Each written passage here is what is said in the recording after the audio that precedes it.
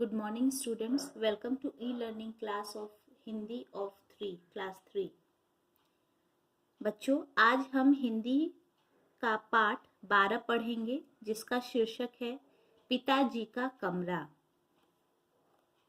आज शनिवार है और राजम ने शाम को घर आने का वादा किया है। स्वामीनाथन उत्साह से भरा हुआ घर में यहाँ वहाँ टहल रहा है, लेकिन उसे चिंता भी है। राजम का स्वागत कहाँ किया जाए, उसे कहाँ बिठाया जाए। उसका अपना कमरा ठीक रहेगा, लेकिन इसमें तो पिताजी अक्सर कपड़े बदलने आ जाते हैं। फिर स्वामीनाथन को यह सोचकर राहत मिली कि उस समय तो पिताजी अदालत में रहेंगे। तो आज शनिवार का दिन है और राजम जो है वो उसने वादा किया था कि वो घर आएगा। किसके घर आएगा? स्वामीनाथन के घर आएगा। स्वामीनाथन जो है वो बहुत ही खुश था और यहाँ वहाँ टहल रहा था और चिंता भी कर रहा था साथ में कि वो राजम का स्वागत कहाँ करेगा, कैसे उसे कहाँ बैठाएगा, किस कमरे में बैठाएगा। फिर उसने सोचा कि वो एक कमरे में बैठाएगा, लेकिन फिर बाद में उसने सोचा कि वहां तो उसके पिताजी कपड़े बदलने आते हैं। फिर उसने बाद में सोचा कि अच्छा कोई बात नहीं है, पिताजी उस समय तो अदालत में रहेंगे तो वो वहां बैठ सकता है। आगे देखें। स्वामीनाथन ने अपना कमरा साफ किया, अपनी मेज को भी अच्छी तरह से साफ कर उस पर किताबों को ठीक से लगाया। उसके पिता ने कमरा देखा तो चकित रह गए, लेकिन स्वामीनाथन को अब भी अपना कमरा राजम को दिखाने लायक नहीं जच रहा था। तो स्वामीनाथन ने जल्दी जल्दी अपने कमरे को साफ किया। उसकी मेज पर जो किताबें बिखरी पड़ी थी उनको अच्छे से ढंग से सजा करके रखा।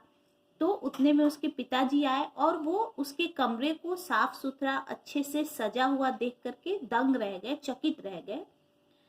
लेकिन स्वामीनाथन को अभी भी अपना कमरा उतना अच्छा नहीं लग रहा था।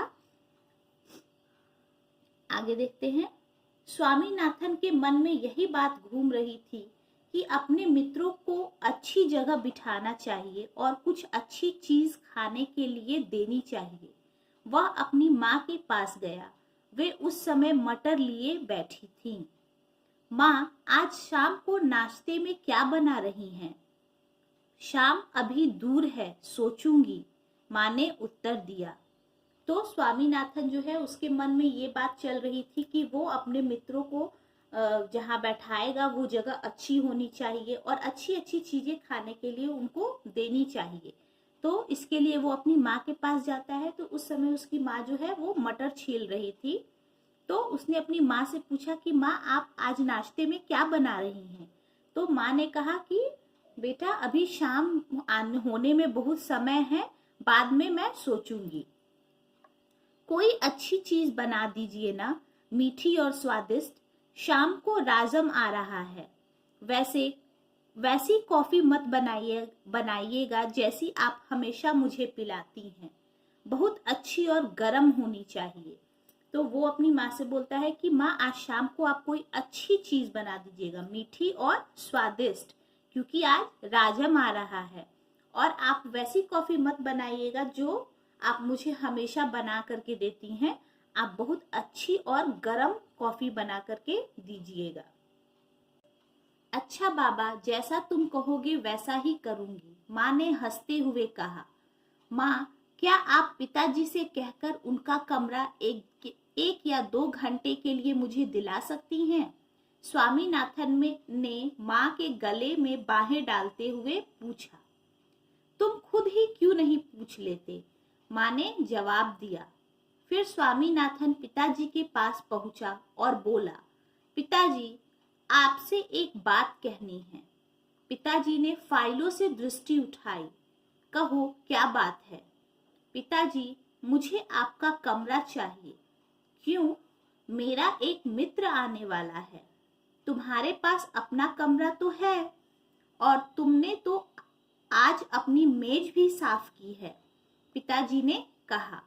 मैं राजम को वहां नहीं बिठा सकता, वह कमरा बहुत छोटा है। तो राजम जो है वो अपनी माँ से कहता है कि माँ, आप पिताजी से कहकर मुझे उनका कमरा दिलवा दीजिए 1 या 2 घंटे के लिए। तो माँ बोलती है कि तुम खुद ही पूछ लो पिताजी से। तो स्वामीनाथन जो है वो अपने पिताजी के पास जाता है और उनसे पूछता है कि पिताजी, क्या आप मुझे अपना कमरा देंगे? मेरा एक मित्र आने वाला है। तो पिताजी कहते हैं, तुमने तो आप अपना कमरा आज साफ किया है, तुम उसी में बैठा लो। तो वो बोलता है, नहीं पिताजी, वो कमरा बहुत छोटा है। कौन है यह राजम? पिताजी ने पूछा।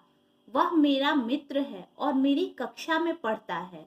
अच्छा अच्छा, ले लेना मेरा कमरा, लेकिन ध्यान रखना चीजें उलट पलट न हो। मैं पूरा ध्यान रखूंगा पिताजी, आप बहुत अच्छे हैं। पिताजी ने हंसते हुए कहा। अच्छा, अब भागो और जाकर अपनी पढ़ाई करो।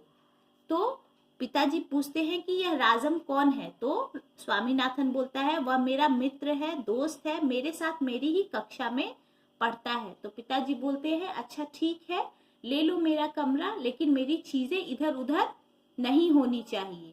और तो स्वामीनाथन बोलता है, ठीक है पिताजी, मैं इस बात का पूरा ध्यान रखूंगा।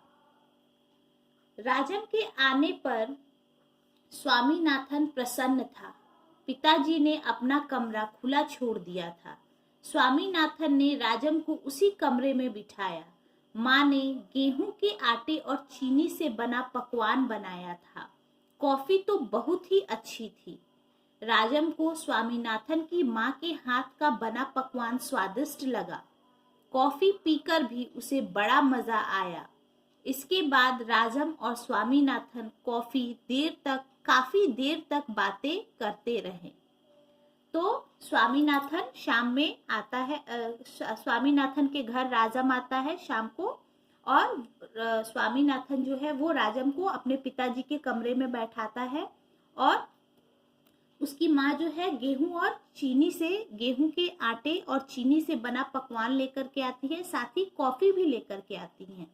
दोनों खाते हैं और कॉफी पीते हैं और बहुत देर तक बातें करते हैं।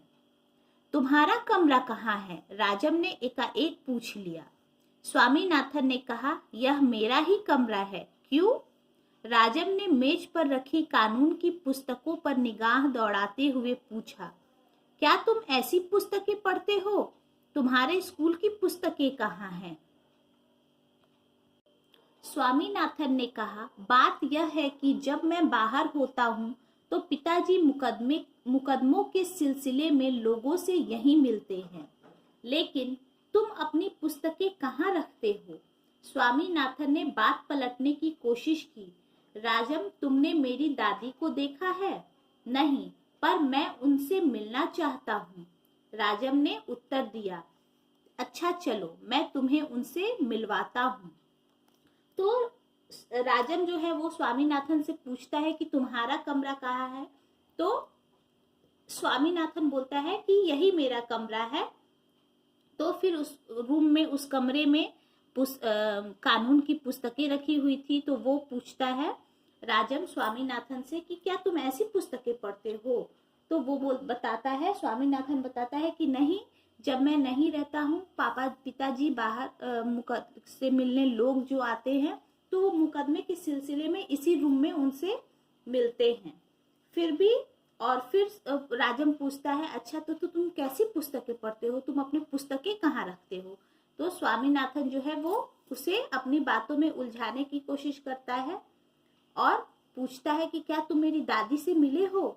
चलो मैं तुम्हें उनसे मिलवाता हूँ। राजम को लेकर स्वामीनाथन दादी के कमरे में गया। उसने सोचा था कि दादी सोई होंगी, लेकिन स्वामीनाथन ने देखा कि वे बिस्तर पर आराम से बैठी हुई हैं। दादी ने पूछा, क्या बात है बेटे, तुम्हें क्या चाहिए? नहीं, आप सोई नहीं दादी, स्वामीनाथन बोला। मैं राजम को आपसे मिलवाने लाया हूँ। दादी उत्साह से बोली, पास आओ राजम, मैं तुम्हारी शक्ल ठीक से देख नहीं पा रही हूँ। तुम जानते हो मैं बूढ़ी हो गई हूँ और मुझे ठीक से कुछ दिखाई नहीं देता। राजम उनके बिस्तर पर बैठ गया। दादी ने उसके बालों पर हाथ फेरा और कहा, तुम्हारे बाल बहुत मुलायम हैं। दादी ने राजम से उसकी माँ के बारे में बातें की। राजम ने दादी को अपने घर परिवार के बारे में बताया। यह सब सुनकर दादी प्रसन्न हुई। थोड़ी देर बाद राजम और स्वामीनाथन दादी के कमरे से बाहर निकले। तो स्वामीनाथन राजम को दादी के कमरे में ले जाता है, तो वो वहां देखता है कि दादी जो है सोई नहीं है, बल्कि अपने बिस्तर पर आराम से बैठी हैं। तो वो राजम को दादी से मिलवाता है और दोनों आपस में बातें करते हैं, जिससे दादी बहुत खुश होती है। राजम ने स्वामीनाथन से कहा, तुम्हारी दादी बहुत अच्छी है। अच्छा, अब मैं चलता हूँ। स्वामीनाथन अपने मित्र को बाहर दरवाजे तक छोड़ने गया। उसके बाद राजन जो है वो दादी से बहुत देर तक बातें करता है और उसके बाद वो कहता है कि अच्छा, अब मैं चलता हूँ, तुम्हारी दादी बहुत अच्छी हैं। तो स्वामीनाथन जो है उन्हें राजम को दरवाजे तक छोड़ने बाहर जाता है। तो बच्चों, इस पाठ से हम क्या समझते हैं कि बच्चों का जो स्वभाव होता है वो बहुत ही चंचल होता है। वो चाहते हैं कि उनके जो मित्र उनके घर आते हैं उनकी खातिरदारी में, उनकी स्वागत में कोई कमी ना हो, उन्हें सब चीज अच्छा मिले, अच्छा दिखाई दे।